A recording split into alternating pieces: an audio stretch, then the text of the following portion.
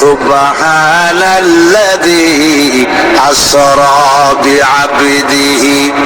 সুবহানাল্লাযী, সমস্ত দুর্বলতা অক্ষমতা থেকে মুক্ত সেই সত্তা যিনি তার বান্দাকে ইসরা করিয়েছেন, মেরাজ করিয়েছেন। সুবহানাল্লাহ বিহামদিহি।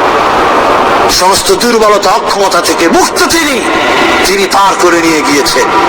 তারপরে মুহূর্তের ভিতরে মহাশূন্য পাড়ি দিয়ে, সেই মহাশূন্য মানে কি? এইখান থেকে সূর্য কত দূরে জানেন না? 9,30,00,000 মাইল দূরে এখান থেকে সূর্য। সেই সূর্য, তারপরে রয়েছে গ্যালাক্সি, মিল্কি ওয়ে, গ্রহ নক্ষত্র, সে যে কত দূরে। যে সমস্ত তারকা, এমন বহু তারকা আছে যে তারকা সৃষ্টির পর তার আলো পৃথিবীর মাটি আজ পর্যন্ত স্পর্শ করে নাই, অথচ আলোর গতি প্রতি সেকেন্ডে কত মাইল? 1,86,000 মাইল। এই 1,86,000 মাইলের সেকেন্ড, এর মিনিট, এর ঘন্টা, এর দিন, এর সপ্তাহ, এর মাস, এর বছর, এটাকে বলা হয় লাইট ইয়ার, আলোকবর্ষ। সেই তারকা তৈরি হওয়ার পর কত সহস্র সহস্র লাইট ইয়ার চলে গেল, আজও পর্যন্ত সেই তারকার আলো পৃথিবীর মাটি স্পর্শ করতে পারে নাই। তাহলে সেই তারা কোথায়? আল্লাহ রাব্বুল আলামিন তার হাবিবকে চাঁদ, সূর্য, গ্রহ, নক্ষত্র, মহাশূন্য পাড়ি দিয়ে, তারপরে 7 আকাশ পাড়ি দিয়ে সিদরাতুল মুনতাহা পর্যন্ত নিয়ে গেলেন। জোরে কর সুবহানাল্লাহ। এবার সিদরাতুল মুনতাহা পর্যন্ত যাওয়ার পথে যত ঘটনা ঘটলো সেগুলো আপনারা ইতিহাস থেকে পড়ে নেবেন, ওগুলি বলার সময় আমার কাছে নাই। সিদরাতুল মুনতাহায় যাওয়ার পর হযরতে জিবরাইল বলেন, আর আমি যেতে পারবো না, এটা হলো বিপজ্জনক বর্ডার। আমি যদি আর এক চুল অগ্রসর হই তাহলে আমি জ্বলে পুড়ে ছাই হয়ে যাব, আমার আর যাওয়ার অধিকার নাই। হুজুর সেখানে বসে থাকলেন। জিবরাইল বলে গেলেন, এখান থেকে আপনাকে নেওয়ার কুদরতি ব্যবস্থা হয়ে যাবে। রাসূল দুনিয়ায় ফিরে এসে হযরত বেলালকে ডেকে বলেছিলেন, বেলাল গো, এমন কি আমল তুমি করো আমারে শোনাও। হযরত বেলাল বলেন, হুজুর আমার আমল তো সব আপনি জানেন। কয় না, কি করো শোনাও। বেলাল বলেন, হুজুর খাস আমলের মধ্যে এতটুকু আছে যে আমি কখনো বিনা উজুতে থাকি না, যখন উজু চলে যায় উজু করি, আর উজুর ইহতিমামের জন্য 2 রাকাত নফল নামাজ পড়ি। হুজুর বলেন, বেলাল তুমি এই আমল ছাড়বা না, কারণ সিদরাতুল মুনতাহায় হযরত জিবরাইল আমারে যখন ছেড়ে চলে গেলেন, আমার একা একা বড় ভয় লাগতে লাগলো। তখন আমার মনে হচ্ছিল তুমি যেন আমার চতুর্দিকে হাঁটতেছো। আমার ভাইরা, রফরফ নামক বিছানা চলে এলো। কুদরতি এই বিছানায় চড়ে নবীজি আল্লাহ রাব্বুল আলামিনের দরবারে আরশে আজিমে পৌঁছে গেলেন। জোরে বলেন সুবহানাল্লাহ, জোরে বলেন সুবহানাল্লাহ। যেখানে পৃথিবীর কোন মানুষের যাওয়া সম্ভব নয়, গোটা পৃথিবীর মানুষের মর্যাদা আল্লাহ পাক বাড়ায় দিলেন। আরশে আজিমে হুজুরকে নিয়ে গেলেন। তারপরে তিনি কথাবার্তা হুজুরের সাথে কি বললেন, সেই কথাগুলি নিয়ে আমাদের দেশে কথা হলো এই যে হুজুরকে নিয়ে আল্লাহ 5 ওয়াক্ত নামাজ দিছিলেন তো 50 ওয়াক্ত। মুসা আলাইহিস সালামের সাথে দেখা না হইলে তো কাম সারছিল, আমাদের আর উপায় ছিল না। আরে ভাই, শুধু নামাজ দেওয়াই যদি উদ্দেশ্য হবে তাহলে রোজার মতো তো আল্লাহ দুনিয়ায় বসে দিতে পারতেন কিনা? হজের মতো, যাকাতের মতো পারতেন কিনা? শুধু নামাজের জন্য নয়, আল্লাহ পাকের কায়নাত দেখাবার জন্য আল্লাহ পাক তাকে নিয়েছিলেন। বেহেশত দেখাইছেন, দোজখ দেখাইছেন, ভালো কাজ করলে কিরকম শান্তি হবে, খারাপ কাজ করলে কিরকম শাস্তি হবে, চোখে দেখাই দিয়েছেন মুহাম্মদ রাসূলুল্লাহ সাল্লাল্লাহু আলাইহি ওয়াসাল্লামকে। মেরাজ থেকে ফিরে এলেন, ঘরে এসে দেখেন উজুর পানি, উজু করে যে গেছিলেন উজুর পানি তখনও গড়াচ্ছে। যে দরজা দিয়ে বেরিয়েছিলেন দরজাটা ধাক্কায় তখনও কাঁপতেছে। যে বিছানায় শোয়া ছিলেন সে বিছানায় মানুষ শুয়ে থাকলে যেমন উষ্ণ থাকে সেরকমের উষ্ণ ভাব তখনও আছে। কেমনে হল? কেমনে হলো? মাথায় ঢুকবে না। সুবহানাল্লাহ কোন ঢুকবে? জোরে কোন সুবহানাল্লাহ। এটার ব্যাপারে কোন বিজ্ঞান দর্শন যুক্তির প্রয়োজন নাই। প্রয়োজন শুধু এতটুকু, আল্লাহ তার হাবিবরে নেবেন, কত দ্রুত নিবেন, কত দ্রুত পাঠাবেন, এটা তিনি ভালো জানেন, আমাদের কোনো জানার কথা না, ঠিক কিনা কর? তবে দৃষ্টান্ত যদি চান তাহলে আমি দৃষ্টান্তটা এভাবে দিতে পারি, বুঝাবার জন্য একটা দৃষ্টান্ত দিতে পারি। সেটা হলো এই, ধরেন বাংলাদেশে কোনো প্রেসিডেন্ট আসবে, পৃথিবীর যে কোনো দেশের এক প্রেসিডেন্ট আসবে, এটা আসার যখন খবর হয়ে যাবে তখন পত্র পত্রিকায় রুট বলে দেওয়া হয়, এই রুটে রাষ্ট্রীয় মেহমান রাষ্ট্রীয় অতিথি ভবনে আসবেন, এই রাস্তা দিয়ে সাধারণ ট্রাফিক চলাচল বন্ধ থাকবে। এয়ারপোর্ট থেকে নিয়ে রাষ্ট্রীয় অতিথি ভবন পর্যন্ত মেহমান না আসা পর্যন্ত সমস্ত ট্রাফিক চলাচল বন্ধ। মেহমান পৌঁছে যাবে, তারপরে আবার স্বাভাবিক ট্রাফিক চলবে। এটা জানেন কিনা? জানেন কিনা? এইটা যদি পৃথিবীর সামান্য সলিমদ্দি কসিমদ্দি, সলিমদ্দি কসিমদ্দি এই জন্য বলছি, আজ আছে কাইল নাই, ঠিক কিনা গণ?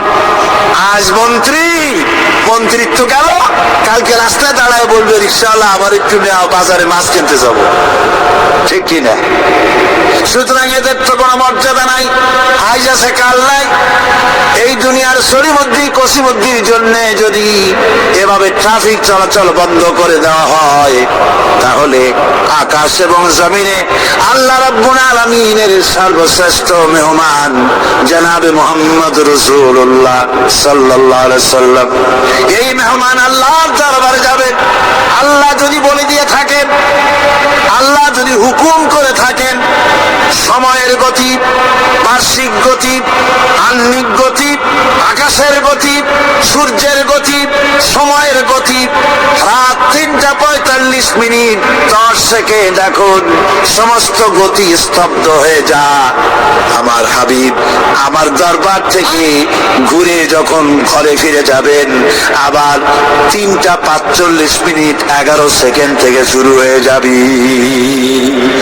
যদি আল্লাহ এমনটি করে থাকেন, তাহলে উজুর পানি গড়াতে দেখা আর দরজা কাঁপতে দেখা অসম্ভব। জোরে বল অসম্ভব।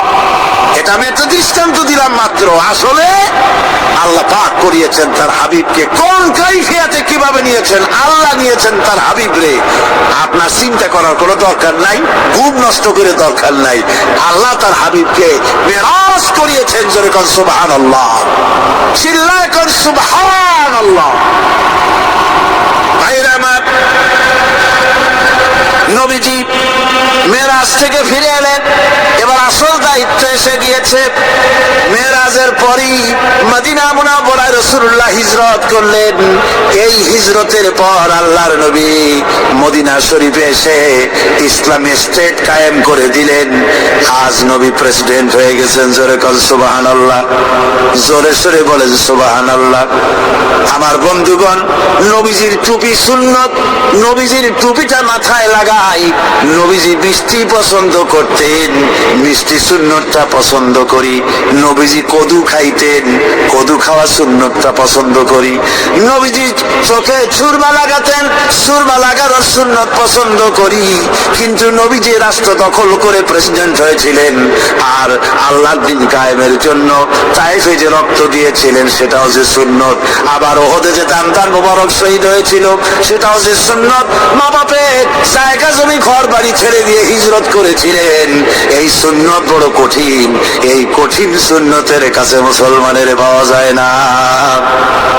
তামিম আদ-দারিমি বলেন, আমরা দাজ্জাল দেখেছি। রাসূল বলে, কেমন দেখেছো? দেখলাম। ওনারা বলে, আমরা দেখেছি সে শিকল দ্বারা বাঁধা, হাতে পায়ে শিকল, হাত পায়ের নিচ দিয়ে উঠাইয়া কাদের সাথে শিকল দ্বারা হাত বাঁধা, কিন্তু প্রচন্ড শক্তি, এক লাফ দিয়ে আকাশে উঠে আবার লাফ দেয় নিচে নামে। আমাদেরকে দেখে জিজ্ঞেস করলো, তোমরা কারা? আমরা বললাম, আমরা মদিনার মানুষ। জিজ্ঞেস করলো, দাজ্জাল মদিনায় কি মুহাম্মদ এসেছে? আমরা বললাম এসেছে। দাজ্জাল বলল, পৃথিবীতে যাওয়ার আমার সময় হয়ে যাচ্ছে, আমি পৃথিবীতে আসবো। তামিম আদ-দারিমি বলেন, আমরা 30 জন লোক ছিলাম, সাগরের মাঝখানে এই দ্বীপের মধ্যে দাজ্জালকে পাইয়া তারে আমরা জিজ্ঞেস করলাম, তুমি পৃথিবীতে কখন যাবা? সে বলল, 3টা আলামত প্রকাশ পাইলে পৃথিবীতে আমি যাব। 1 নম্বর আলামত হলো, ইরাকের মধ্যে একটা বিল আছে, তাবারিয়া বিল। এই বিলের মধ্যে পানি থাকবে না। ঠাকুর মাজদুলের গল্প না, মুসলিম শরীফের হাদিস। জোরে বলে আল্লাহু আকবার। বুঝেন কথা? ইরাকের মধ্যে একটা নদী আছে, তাবারিয়া নদী।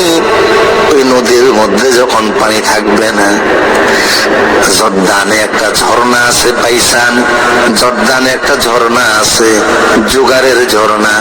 ওই ঝর্ণা আগে এত পানি হতো যে পানি দ্বারা আশপাশের মানুষ চাষাবাদ করত। দাজ্জাল বলল, ওই ঝর্ণার মধ্যে যখন পানি থাকবে না তখন আমি পৃথিবীতে যাব। আগে পানি দ্বারা, ঝর্ণার পানি দ্বারা মানুষ চাষাবাদ করত, এখন বালতি ফেলে রাখলো, সারাদিন 1 বালতি পানি ওঠে না। 3 নম্বর আলামত বলল, ফিলিস্তিন এলাকায় একটা খেজুরের বাগান আছে, এটাকে বলে বাইসানের খেজুরের বাগান। আগে ওই খেজুরের বাগানের খেজুর সারা দুনিয়াতে যাইতো। কথা কোন না কা? আমি 2013 সালে যখন 3য়বারের মতো হজে গেলাম, তো সৌদি আরবের NSA এর একজন পুলিশের অফিসার আমাকে দাওয়াত করলেন, বাসায় নিয়ে আমারে খাইতে দিলেন প্রথম খেজুর। বললেন, দোয়া কইরো। আমি বললাম, তোমার ছেলে মেয়ে কয়জন? কয় আল্লাহ দিলে 26 জন। আর কি দোয়া করতাম? দোয়ার বাকি আছে নাকি?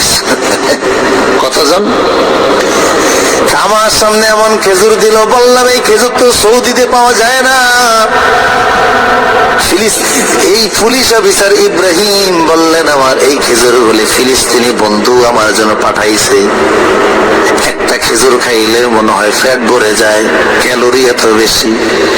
ওই বাইসানের খেজুরের বাগানে অনেক খেজুর হতো, কিন্তু ইসরায়েল হামলা করে বাগানটা নষ্ট করে ফেলেছে, সেই জন্য এখন আর তেমন খেজুর হয় না। দাজ্জাল বলল, 3টা আলামত শোনো। মুসলিমের বর্ণনা, বাইসানের খেজুরের বাগানে খেজুর থাকবে না, জুগারের ঝর্ণায় পানি থাকবে না, তাবারিয়া বিলের ভিতরে পানি থাকবে না। যখন তখন পৃথিবীতে যাওয়ার আমার সময় হয়ে যাবে। দাজ্জাল কিন্তু কোরআন আসতেছে, আসবে, ইমাম মাহদিও আসতেছে, ঈসা নবী আসতেছে। আল্লাহু আকবার, আল্লাহু আকবার। বিশ্বের মুসলমানদের নেতৃত্ব দিবেন ঈসা নবী, নিজ হাতে দাজ্জাল জবাই করবেন। সুবহানাল্লাহ। ঈসা নবী বিশ্ব শাসন করবেন 40 বছর আল্লাহর কোরআনের আইনে।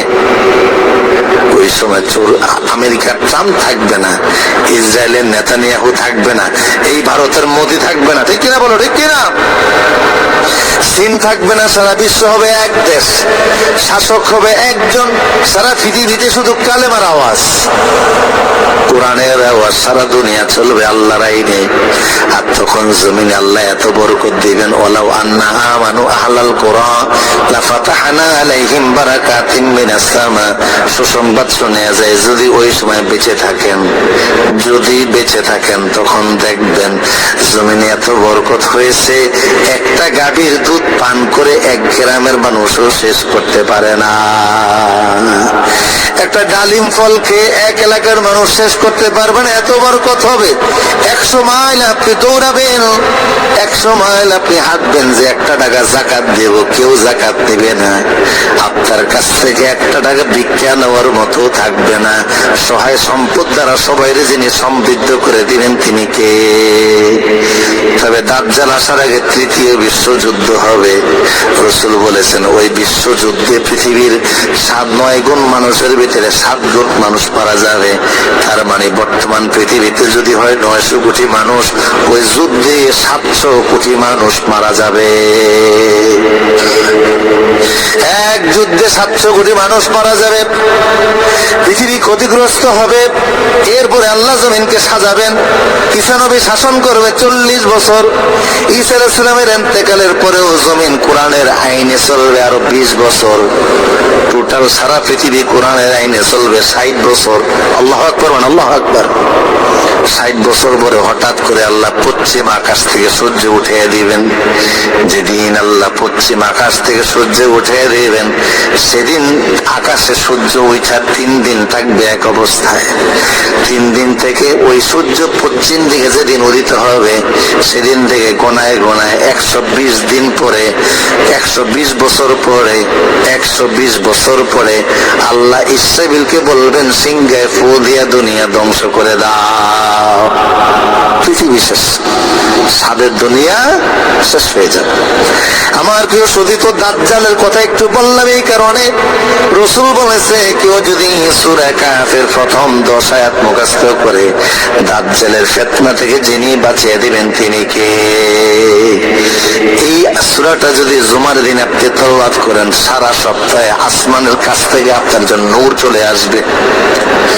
জুমার দিন যদি এই সূরাটা পড়েন 1 সপ্তাহ আসমানি নূর দ্বারা আপনারে আল্লাহ বেষ্টন করে রাখবেন। পড়া যাবে ইনশাআল্লাহ।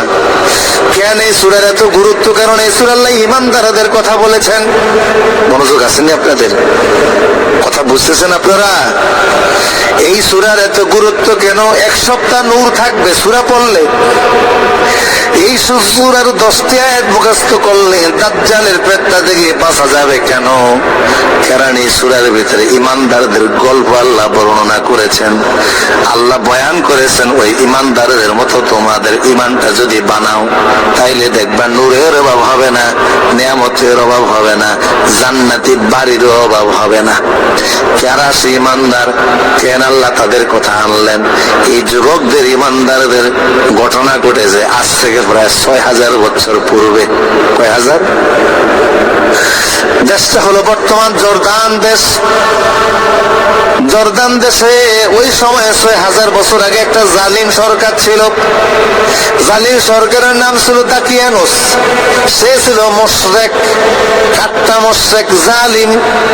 এত বড় জালিম ছিল, সে আইন করেছে আমার দেশের যত জনগণ আছে সবাই মিলে মূর্তির সামনে বাধ্যতামূলক মাথা নত করা লাগবে। কিন্তু 6 জন যুবক বলল দেশের বাচ্চা যতই আইন করুক না কেন, ব্যক্তির চাইতে দল বড়, দলের চাইতে দেশ বড়, দেশের চাইতে ঈমান বড়। সারা দেশের মানুষ শিরিক মেনে নিলেও আমরা 6 জন যুবক প্রয়োজনে জীবন দিব, তারপর ঈমান দিব না। আল্লাহু আকবার। আল্লাহ বলেন ইন্নাহুম ফিতয়াতুন আমানু বিরাব্বিহিম ওয়া জিদনাহুম হুদা। এদের ভিতরে ঈমানটা এত বৃদ্ধি পেয়েছিল, গোটা দেশ একদিকে, 6 জন যুবক আরেকদিকে। ঠিক কিনা বলেন? ঠিক কিনা বলেন? সারা দেশবাসী, দেশের বাচ্চা সহকারে একদিকে, 6 জন আরেকদিকে। সবাই হলো মুশরিক, জাহান্নামী। 6 জন যুবক হলো জান্নাতি, ঈমানদার। ওদের বাবা মাও কিন্তু মুশরিক, পরিবার পরিজন মুশরিক, কিন্তু ওরা ঈমানদার, আল্লাহ চিনে ফেলছে। আমরা জন্মগতভাবে মুসলিম পরিবারে জন্ম নেওয়ার কারণে ঈমানের দাবি করি যে লা ইলাহা। কিছু মানুষ তো এত বড় কপাল ভরা, ভাগ্য খারাপ, কাফেরের ঘরে জন্ম নিয়েছে, মৃত্যুর আগ পর্যন্ত কুফরি জিন্দেগি থেকে আর বের হতে পারে না। আছে না নাই? আপনি কি মানব সেবা করেন? ঈমানের দৌলত আপনারে আল্লাহ দিয়েছে, কি আপনি এত বড় বীর বাহাদুর, কি আপনার অবদান? আমি তো অবাক হই, বাংলাদেশে একটা হসপিটাল আছে ICDDR, ওয়াজ বুঝেননি আপনারা? বাংলাদেশে একটা হসপিটাল আছে, নাম হলো ICDDR। আমাদের চাঁদপুরের মতলবের মধ্যে এই হসপিটালে একটা শাখা আছে। সারা বাংলাদেশে যত সরকারি হসপিটালে আপনি চিকিৎসা নেবেন অন্তত 5 টাকা হলেও একটা বিল আছে না নাই? সরকারি হসপিটালে আপনি চিকিৎসা নিতে গেলে 5 টাকার একটা টিকিট অন্তত নেওয়া লাগে, কিন্তু ICDDR গেলে 1 টাকা নেওয়া লাগে না। এমন বাংলাদেশে শুধু এক জায়গায় নয়, 4 জায়গায় আছে। শত শত ডাক্তার, এই ডাক্তারদের কোনো ফি দেওয়া লাগে না, ভর্তি ফি দেওয়া লাগে না, কোনো টাকা দেওয়া লাগে না, কোনো পয়সা দেওয়া লাগে না। এই হসপিটালগুলি হলো ডায়রিয়ার হসপিটাল, যত ডায়রিয়া রোগী আছে ওখানে গিয়া সুস্থ হয়। এই 4টা হসপিটালের যত ডাক্তার, যত বেতন, যত কারেন্ট বিল, যত রোগীদের ঔষধ, থাকার বিল, সব দেয় বিল গেটস। আমেরিকায় তার বাড়ি। শুধু বাংলাদেশের 4টা হসপিটাল খরচ চালায় না, বিশ্বের 148টা হসপিটালের খরচ চালায়। কিন্তু দুঃখের বিষয় হলো লোকটা হলো খ্রিস্টান, ভিতরে ঈমান নাই। এত বড় ভালো কাজ করে, যার বেতন, যার পকেটের টাকায় লাখ লাখ মানুষ সুস্থ হয়। 1-2 বছরও নয়, বিগত 40 বছর যাবত যার টাকা দ্বারা মানুষ সুস্থ হয়। লোকটা কালেমা তার জাবানে নাই, বেঈমান। আর আপনি সারা জীবন ইসলামের জন্য কি করেছেন? মাহফিলের জন্য 10টা টাকা চাইলো, চেহারা কালো হয়ে যায়। কথা বলে না। মসজিদের মুয়াজ্জিনের ইমাম সাহেবের বেতন দিতে চায় না, অথচ আপনি কালেমাওয়ালা মুসলমান। রাসূল বলেছে আমার উম্মতের যার ছোট্ট একটু ঈমান থাকবে তারও আল্লাহ 10 দুনিয়ার সমান একটা জান্নাতি বাড়ি দান করে দিবে। কি আল্লাহর জন্য কি করে ফেলেছে যে এত বড় জান্নাত পাবেন? ওই লোকটা কি ক্ষতি করছে আল্লাহ তারে দিবেন না? মূলত সব ফায়সালা কার? ওমা তাশাউনা ইল্লা আইয়াশা আল্লাহু রাব্বুল আলামিন। কারে আল্লাহ ঈমান দিবেন, কারে বেঈমান বানাবেন, একমাত্র ইচ্ছা কার। শুকরিয়া আদায় সারা জীবন করলো, শেষ হবে না। সামান্য মাহফিলে 1 ঘন্টা বসে থাকার ধৈর্য হয় না। কথা বলেন না কা? আর অথচ খ্রিস্টানদের ধর্ম প্রচারে বিমান হলো 600। কোটি কোটি টাকা তারা ব্যয় করে। প্রতি 4 মিনিটে পৃথিবীর যে কোনো দেশে খ্রিস্টানদের একটা বিমান টেক অফ করে। আজকে পৃথিবীর আকাশে 33,000 বিমান চলাচল করে। এর জন্য শুধু খ্রিস্টানদের ধর্ম প্রচারের বিমান হলো 600। আর বিশ্বের কোনো মুসলমানের কোনো ব্যক্তিগত বিমান, কোনো আলেমের বিমান নাই। ডক্টর জাকির নায়েকের ওনার কোনো ব্যক্তিগত বিমান নাই। বিশ্বের কোনো দায়ী আল্লাহর বিমান নাই। বাংলাদেশে মাঝে মধ্যে 2-1 হুজুর হেলিকপ্টারে উঠে, একটু অনেকে সহ্য হয় না। কথা বলেন ঠিক না? নাম দিছে হেলিকপ্টার হুজুর, ঠিক কিনা বলেন? কি নাম দিছে? আলেমদের প্রতি এই দেশের কিছু মানুষ দয়া লাগছে রাখে, যদি জোরে জোরে হাঁটে আল্লাহ কই জানি খাইতে যেতে আছে। আস্তে হাঁটলে বলে আজকে মনে হয় খাই একটু বেশি লোড হয়েছে। জোরে হাঁটলেও বিপদ, আস্তে হাঁটলেও। আমার প্রিয় সুধী, আমার বাইরে গভীর মনোযোগ দেন। কি করে আমরা ইসলামের জন্য 7-6 জন যুবক বলল, দেশবাসী আমরা সারা দেশ একদিকে, সরকার একদিকে, আমরা 6 জন আরেকদিকে। আল্লাহু আকবার। দেশের সরকার গোয়েন্দা পাঠিয়ে দিল, তোমরা তন্ন তন্ন করে খোঁজ খবর নাও এই দেশের জনগণ আমার মূর্তি পূজা মানে কিনা। গোয়েন্দারা সারা দেশ ঘুরে ঘুরে রিপোর্ট এনে দিল, বাচ্চা সারা দেশের জনগণ সবাই মিলে মূর্তিকে খোদা বলে স্বীকার করে নিয়েছে। কিন্তু 6 জন যুবক তারা বলে আমরা মূর্তি মানি না, আমরা মানি এক আল্লাহ। আমরা মানে কয় আল্লাহ। 6 জন যুবক বলে আমরা মানে এক আল্লাহ, এই জন্য যদি জীবন দেওয়া লাগে জীবন দিব, তার উপর ঈমান দিব না। দেশের বাদশা বললে এদেরকে ধরে নিয়ে আসুন। গ্রেপ্তার করে আনা হলো। বাদশা বুঝাইলেন, যুবকরা মানে না। বাদশা বলল, একটা রাত তোমাদেরকে সময় দিলাম, এই রাতের মধ্যে যদি তোমরা মতের পরিবর্তন না করো, আগামীকাল আমি তোমাদেরকে ফাঁসির কাস্টে ঝুলাইয়া দিব। 6 জন যুবক বিদায় করে দিল দেশের বাদশা। যুবকেরা প্রধানমন্ত্রীর কার্যালয় থেকে বের হয়ে এক জায়গায় চলা পরামর্শ করে, দোস্ত যেই দেশের পিতামাতা, যেই দেশের সরকার, যেই দেশের জনগণ আল্লাহ বিরোধী হওয়ার জন্য আমাদেরকে পরামর্শ দেয়, চল আমরা ওই দেশেই থাকবো না। ওই দেশ থেকে হিজরত করে এমন এক দেশে যাব যেই দেশে গেলে আল্লাহরে আল্লাহ বলা যায়। আমরা হিজরত করব। কি করব? কথা বলে না। কি করব? আমার রাসূল হিজরত করছে কি করে নাই?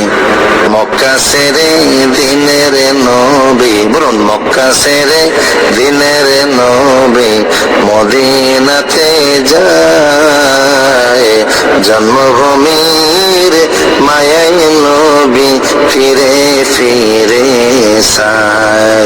আল্লাহু আকবার। বিশ্বনবী হিজরত করতেছে, চোখের পানি ছাড়তেছে। আল্লাহ বলে, নবী হে কাঁদবেন না, চোখের পানি মুছে ফেলে দেন। আজকে মক্কা থেকে রাতের আধারে আপনি মদিনা যাচ্ছেন, বেশি সময় লাগবে না। ইন্না ফাতাহনা লাকা ফাতহাম মুবিনা, অচিরে মক্কার ক্ষমতা আমি আল্লাহ আপনাকে দান করে দিব। আল্লাহর ওয়াদা এমন সত্য হয়ে গেল। মাত্র 8 বছরের মাথায়, কয় বছর? 8 বছরের মাথায় রাসূল 10,000 সাহাবী নিয়ে মক্কায় আসলেন। 10,000 সাহাবী রাসূলের সঙ্গে। রাসূল বললেন, আমরা মক্কা থেকে এখন 3 কিলোমিটার দূরে থাকবো। 10,000 সাহাবীরা বলল, নবী আমরা এখন কি ডিউটি পালন করব? রাসূল বলেন, এখানে 3 দিন তোমরা থাকবা, 3 দিন পরে আমরা মক্কায় প্রবেশ করব। তবে 3 দিনে তোমাদের ডিউটি হলো তোমরা প্রত্যেকে চুলা বানাবা 5টা। কয়টা? ওই জামানায় 500 মানুষের রান্না হতো একটা চুলায়, কিন্তু রাসূল বললেন একজনে চুলা বানাবা 5টা। তার মানে 10,000 মানুষের চুলা তৈরি হবে 50,000। সাহাবীরা চুলা বানালেন, কারণ রাসূলের নির্দেশ কোন লেমা লেন না, হোয়াই দ্যাট সো সারা, কোনো শব্দ নাই। রাসূল যেটা বলে ওটাই পালন করা লাগবে। বুঝে আসলেও মানতে হবে, বুঝে আসলে না আসলেও মানতে হবে। এটার নাম হলো ঈমান, ঠিক কিনা বলেন? কোন শব্দ করা যাবে না। সাহাবীরা 50,000 চুলা বানালেন। 50,000 চুলার মধ্যে আগুন জ্বলতেছে। রাত্রিবেলা কাফেরদের নেতা আবু সুফিয়ান, ওনার সিআইডি আসছে সাহাবীদের সংখ্যা গণত, যে মুহাম্মদ মক্কা দখল করবে, কি পরিমাণ সেনা সদস্য নিয়ে এসেছে। আইসা দেখে সেনাবাহিনী গন্ডে কতক্ষণ, মাগরিবের পর তখন হাজার হাজার চুলার মধ্যে আগুন জ্বলে। সুবহানাল্লাহ বলবেন না? সিআইডি প্রধান গিয়ে বললেন, আবু সুফিয়ান তাড়াতাড়ি মক্কা ছেড়েন, পালান, চলে যান। কেন, কি দেখেছো? কয়ে সেনাবাহিনী গণব কতক্ষণ, হাজার হাজার চুলার মধ্যে আগুন জ্বলে। আবু সুফিয়ান বলল, আমারও মনে হয় না এত মুসলমান মুহাম্মদ কোথায় পাবে। রাত্রিবেলা একজন পাঠাইছে, তুমি গিয়ে দেখে আসো। রাসূল আগে বলছে টয়লেট বানাবা কম, চুলার পরিমাণ হবে বেশি। উনি গিয়া দেখে টয়লেটের সামনে যে সিরিয়াল ঘুমিয়ে যে কি পরিমাণ আছে আল্লাহ ভালো জানে। দাঁত ব্রাশ করতেছে, মেসওয়াক করতেছে হাজার হাজার। এই দৃশ্য দেখে বলল আবু সুফিয়ান, রাতের সংবাদ সত্য, মুসলমান কি পরিমাণ আল্লাহ ভালো জানে। আবু সুফিয়ান বলে, মুসলমানদের আদমশুমারি হয়েছে 3 বার। একবারের আদমশুমারিতে মুসলমান 40 জন, দ্বিতীয় আদমশুমারিতে মুসলমান 400 জন, তৃতীয় আদমশুমারিতে মুসলমান 1500। মুহাম্মদ এত মুসলমান পাবে কোথায়? কয়, বিশ্বাস না করলে আপনি নিজে গিয়া দেখেন। আবু সুফিয়ান এমন ভয় পাইছে, এবার মক্কা ছেড়ে পলায়া জেদ্দা চলে গেছে। কোথায় আসছে? মুসলমান যদি ঠিক মতো হুঙ্কার দেয়, কোন কাফের মুশরিক ইসলাম বিদ্রোহী জমিনে টিকবে, দূরের কথা পালাবার গর্ত খুঁজে পাবে না। এই হিন্দুস্তান আমাদেরকে নিয়ে যতই বাড়াবাড়ি উস্কানিমূলক কথা বলো, পৃথিবীর সন্তানেরা বাসের কেল্লা নিয়ে নামলে কসম খাওয়া জাতির হুঁশও থাকবে না। জেদ্দায় চলে আসছে। জেদ্দায় আসার পরে বলল, জেদ্দায় পালিয়া কি হবে? যে মুহাম্মদ মদিনা থেকে মক্কায় আসছে 400 কিলোমিটার পথ অতিক্রম করে, ওনার জেদ্দায় আসতে বেশি সময় লাগবে না, কারণ মক্কা থেকে জেদ্দা 120 কিলো। বলল, তাহলে কোথায় যাব? কয়, ভারতে চল। কিভাবে ভারতে যাব? সাগর পাড়ি দিব। কিভাবে? কয়, ওই যে ফালতোলা জাহাজ আছে, ফালতোলা জাহাজের মধ্যে ওইটা জাহাজ যখন চালাইছে ভারতের দিকে আসবে। লোহিত সাগরের কোনাটা পাড়ি দেওয়ার পরে আল্লাহ তুফান শুরু করে দিছে। সাগরের মধ্যে যখন ঝড় উঠে তখন কারে ডাকে? নাস্তিক হইল তখন কারে ডাকে? আমাদের বাড়ি তো চাঁদপুর, নদী মাতৃক এলাকা। চাঁদপুরের ওই প্রান্তের জেলাটা হলো শরীয়তপুর। শরীয়তপুরের লঞ্চ যাচ্ছে ঢাকার দিকে। লঞ্চ চিনেননি আপনারা? দেখেছেন কখনো? লঞ্চ যাচ্ছে ঢাকার দিকে। 60 নল একটা বিখ্যাত জায়গা আছে, ওখানে প্রচন্ড জ্বর হয়। ওই জায়গায় আসার পরে এখন তুফান শুরু হলো। এখন লঞ্চ এরকম হেলতেছে আর দুলতেছে, মনে হয় যেন পড়ে যাবে। মুসলমানরা বলে, আল্লাহ আল্লাহ।